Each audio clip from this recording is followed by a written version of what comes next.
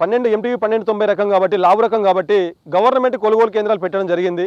ఇది వర్షాకాలం అంటే ఖరీఫ్కు గవర్నమెంట్ కొనేసింది. అప్పుడు నాకు 30 క్వింటాలకు రాలేదు, 40 బస్తాలు వచ్చినాయి. అంటే 4 ఏళ్ళు 28, 70 కేజీల బస్తాలు కాబట్టి మనకు 28 క్వింటాలు మాత్రమే నాకు వచ్చింది దిగుబడి. 28 క్వింటాల చొప్పున నాకు అంటే 20 రూపాయలు తక్కువ 2000 మాకు 1980 రూపాయలు మాకు గవర్నమెంట్ ఇచ్చే రేటు కొనుగోలు కేంద్రాల్లో పెడితే అలా డైరెక్ట్ మిల్లర్స్కే వెళ్ళిపోతుంది. ఇది అతి తక్కువ మెయింటెనెన్స్ అండి, చాలా తక్కువ మెయింటెనెన్స్. 1010 కంటే మెయింటెనెన్స్ చాలా తక్కువ MTU 1290 అనేది. ఇంకొకటి ఏంటంటే నేను ఇప్పుడు 8 ఎకరాలు వేసాను. ఈసారి ఇప్పుడు రబీలో దీన్నే నాకు అనిపిస్తుంది 30 క్వింటాలకు అసలు తగ్గదు, అంటే 45 బస్తాల వరకు వెళ్తాయి కంపల్సరీ. ఇప్పుడున్న వాతావరణానికి ఇంత అన్ని పొలాలు కూడా చూడండి, మిగతా పొలాలు బయట మొత్తం పడిపోయినాయి మొన్నటి వర్షానికి గాలికి, కానీ ఇది అస్సలు పడిపోలేదు, ఎక్కడ కూడా పడిపోలేదు. చూడండి ప్రతిదీ మొత్తం నా బెల్ట్ ఇక్కడ ఏరియా మొత్తం ఎక్కడ కూడా ఒక కర్ర కూడా పడిపోలేదు. అలాంటప్పుడు ఏంటంటే గింజ రాలకం అనేది లేదు భూమి పైన. చూడండి ఎక్కడ కూడా గొలుసు కింద భూమి మీద ఒక గింజ కూడా రాలేదు, చాలా గట్టిగా ఉంటుంది. నాకు ఎకరానికి కంపల్సరీ 30 క్వింటాలకు తగ్గదు, మంచి లాభసాటిగానే నాకు ఉందని చెప్పి నాకు అనిపిస్తుంది. ఎందుకంటే నాటు వేసే ముందు నేనేంటంటే పచ్చి రొట్టె ఎక్కువ వాడతాం మేము. ప్రతిదీ పచ్చి రొట్టె, పెసరు కానివ్వండి, జీలుగులు కానివ్వండి, ఇదేంటంటే కనీసం ఒక 1 మంత్ అయ్యేంత వరకు దాన్ని పెంచితే దాంట్లోనే రోటివేటర్ ట్రాక్టర్తో కల్టివేట్ చేస్తే మనకి ఏంటంటే రసాయన ఎరువులు అసలు ఫర్టిలైజర్ వెళ్ళాల్సిన అవసరం లేదు, ఇక సెమీ ఆర్గానిక్లోకి వెళ్తే సరిపోతుంది. కాబట్టి ఏంటంటే అతి తక్కువ ఖర్చుతోనే ఈ మెయింటెనెన్స్ మొత్తం మనం చేయొచ్చు. అలాంటప్పుడు ఇలాంటి పద్ధతిలో మనం కనుక వ్యవసాయం చేస్తే వరికి ఖచ్చితంగా మనకు లాభసాటిగా ఉంటుందని చెప్పేసి నేను ప్రతి రైతుకు నేను సలహాలు సూచనలు ఇవ్వడం జరుగుతుంది.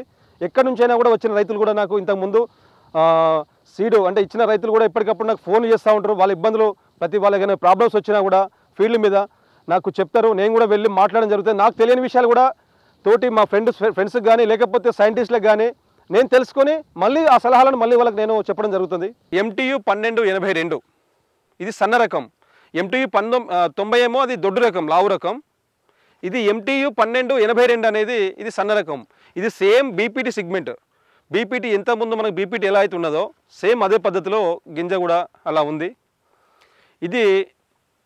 ఇది కూడా చాలా బాగా వచ్చింది. ఎట్లా అంటే లావు రకానికి సన్న రకానికి కొంచెం తేడా ఉంటుంది, కానీ సన్న రకాలలో ఇది కొంచెం దీనికి చీడపీడలు కూడా తట్టుకునే శక్తి ఉంది.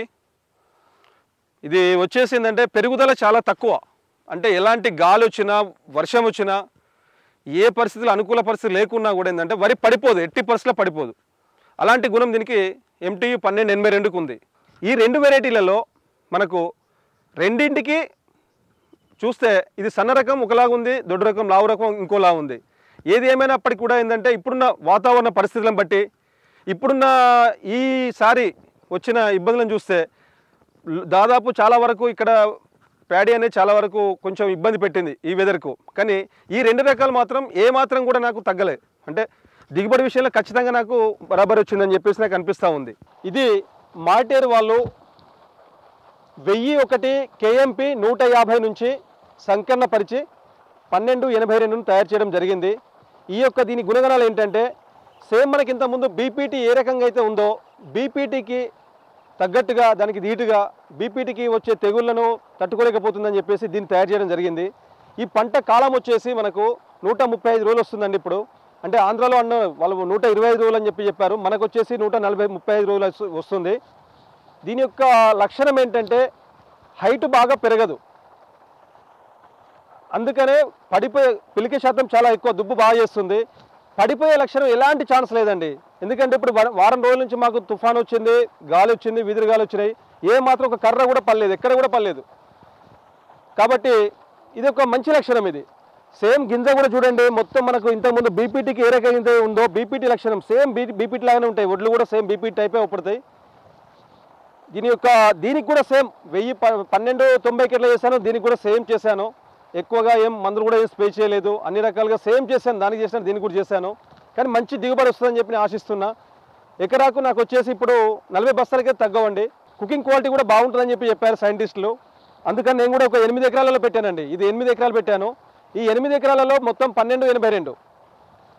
నాకున్న సొంత భూమి కౌలుకు కలిపి మొత్తం 16 ఎకరాలలో 8 ఎకరాలు 1290 పెట్టాను, 8 ఎకరాలు 1282 పెట్టానండి. రెండింటికి సేమ్ యాజమాన్య పద్ధతి కూడా కరెక్ట్గా చేశాను. దానికి ఎట్లా చేశాను దీనికి కూడా అలా చేశాను. అన్నింటికి ఈక్వల్గా చేసినా కూడా ఈ వరి చాలా బాగా వచ్చింది.